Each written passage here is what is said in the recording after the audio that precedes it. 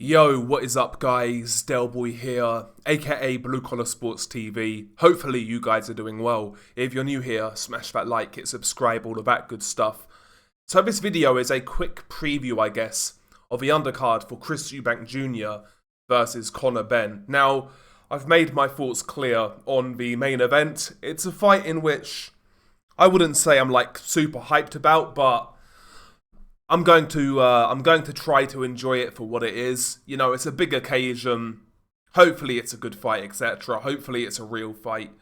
I am picking Chris Eubank Jr. based on his size and experience. But the main event, I do have some intrigue for better or worse. But this fight, the undercard for this event has been criticised by a fair few boxing fans. And I've not really looked at it, to tell you the truth, until now. So I'm going to go through it and share my thoughts on the undercard. Simple. Right, we start with Liam Smith versus Aaron McKenna. This fight goes down at middleweight. By the way, I've got no idea how many rounds these fights are. It doesn't say on BoxRec. I'm assuming these are 12-rounders, but yeah, we'll see. But yeah, Liam Smith versus Aaron McKenna at middleweight. Now, Liam Smith, we know, has been a trial horse for a long time. Tough guy, durable at his best, when he's at his best, good guard, etc. Very experienced, fought at a good level, fought the likes of Jaime Munguia, Canelo Alvarez, Liam Williams twice, Chris Eubank Jr. twice.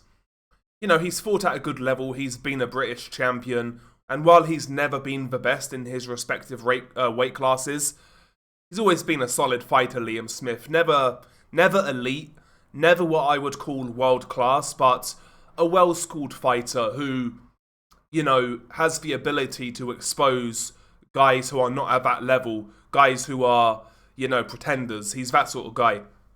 He's fighting Aaron McKenna, an Irish middleweight prospect, you would say, stepping up. Aaron McKenna, I have to be honest, I've never really been sold on what I've seen from him. That goes for both McKenna brothers. His brother Stephen is worse. I think Aaron McKenna is a better fighter, but I see a guy who's quite rudimentary in his approach, defensively open. I don't think he holds his shape that well when he goes about it, when he gets aggressive, when he puts his shots together. I see a lot of openings there in Aaron McKenna's game, but he is a lot younger than Liam Smith. Of course, Liam Smith, you know, he's been around a long time, man. He's what, 35 years old, something like that. Aaron McKenna, 25. McKenna is much younger, much fresher. He's a bigger fighter as well. McKenna's 6'1" at middleweight, whereas Liam Smith is 5'9.5". Plus, Liam Smith's taken a lot of punishment over the years. Aaron McKenna has all of the advantages of youth, but if Liam Smith is somewhat at a good level, I still expect him to have too much for Aaron McKenna. Again, I don't rate McKenna that highly. I don't rate his skill set. I don't think he's going to go all of that far at middleweight. And bear in mind, middleweight right now is a very weak division. I see a guy who's there to be knocked out when he steps up. It's whether Liam Smith has enough in the tank to do that. He looked awful in his last fight against Chris Eubank Jr. Got stopped in that fight, of course. In a one-sided fight. Really, really poor performance from him. Can he rebound from that? I don't know. Maybe he's shot. That could be a possibility, but should he have enough in the tank? Should he have something in the tank? I do think he'll still have too much for Aaron McKenna, but the age could be a factor here. You know, McKenna, his youth, his work rate, etc., his strength, his size may come through.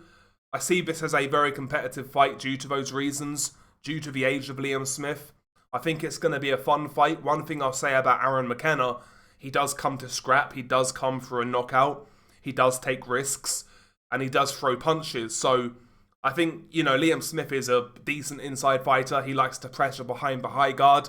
I think Aaron McKenna's going to meet him in the ring there and go to war. So, from an entertainment perspective, it's a decent fight. But I'm not really sure on how it's going to go. Like, again, I think Smith is a more skilled operator, but I'm not convinced he's got much left in the tank either. I see it as like maybe a 55-45 in favour of Liam Smith.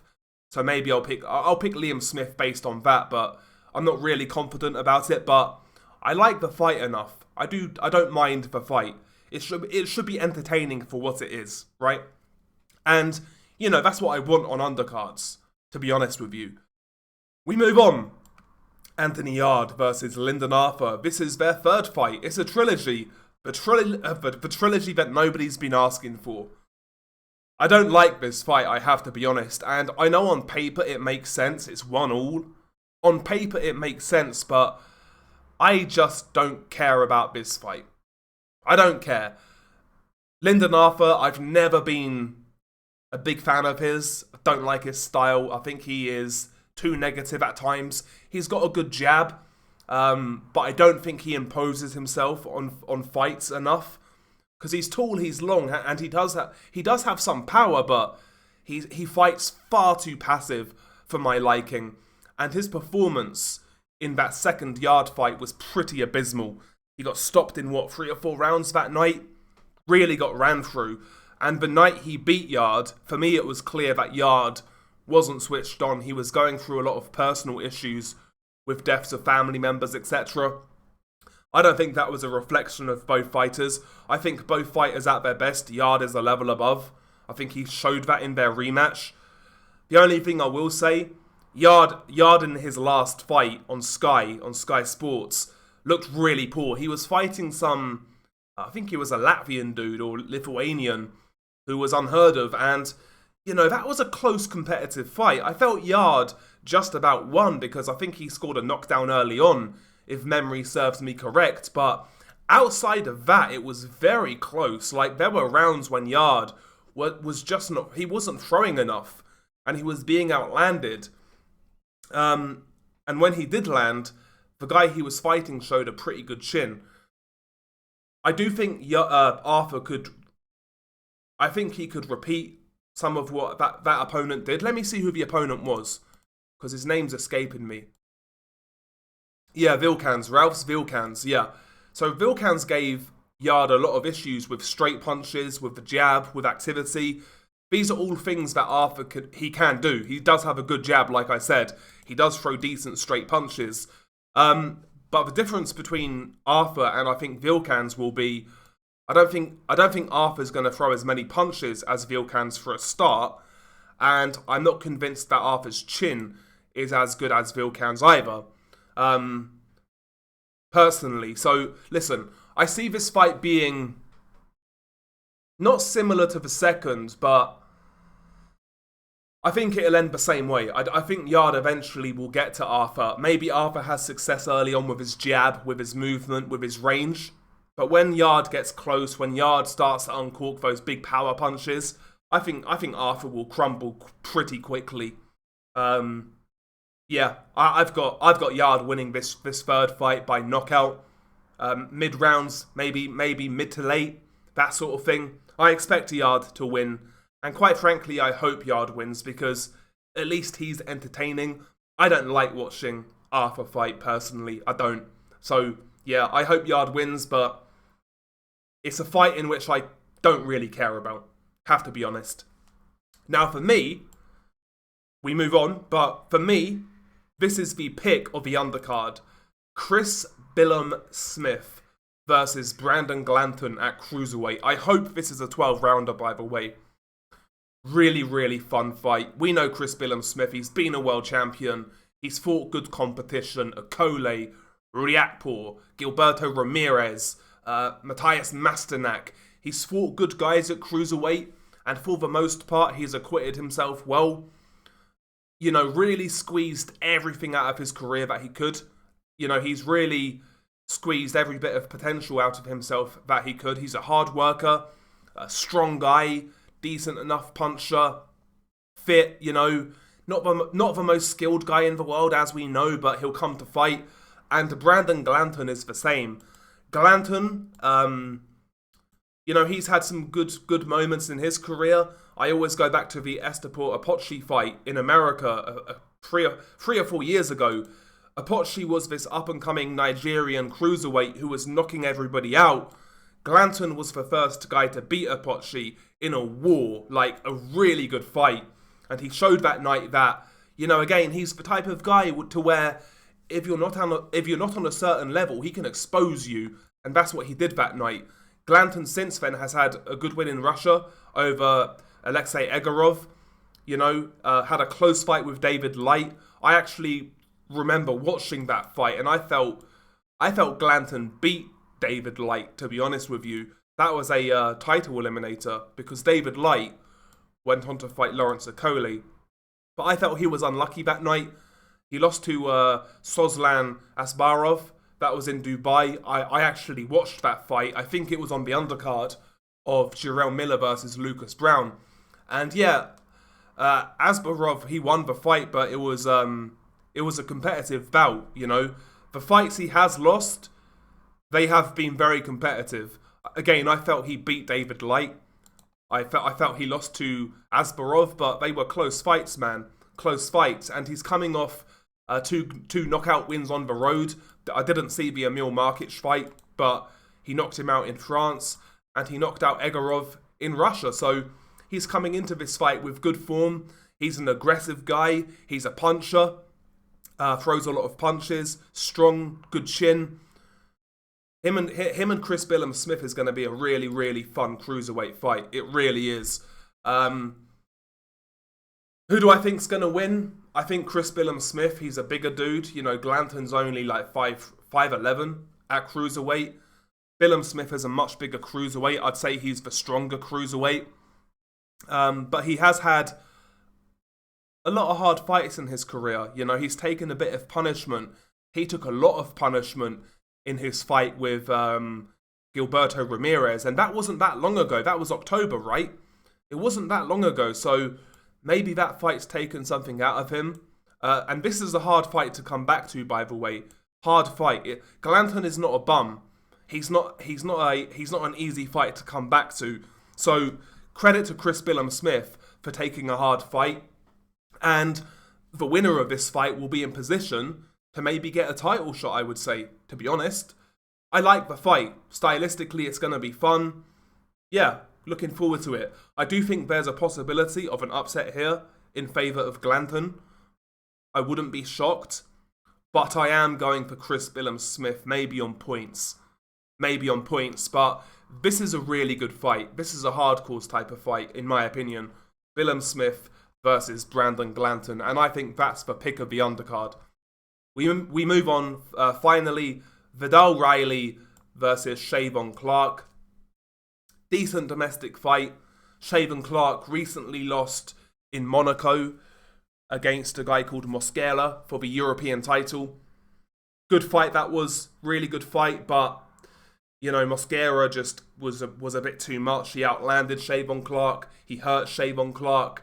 Cheavon Clarke came back and had moments, but I felt that Mosquera was always a step ahead, and he got dropped in round one. So he's coming off a loss. Cheavon Clarke is, 34 years old. He needs to win this fight, man. He's right back in the saddle with a hard fight. And but this is also a step up for Vidal Riley. You know, Vidal Riley so far, he's a master record of 12-0. Seems to have left the whole social media thing behind, taking his boxing career seriously. He is the boxer type, jab and move, quick hands, decent counterpuncher, decent athleticism. He's a solid prospect, I would say, Vidal Riley. I still need to see more. He's a clean fighter. Like, what he does looks pretty clean, eye-catching. But cruiserweight is one of those divisions where, in recent years, those sort of guys, man, those sort of guys haven't fared well.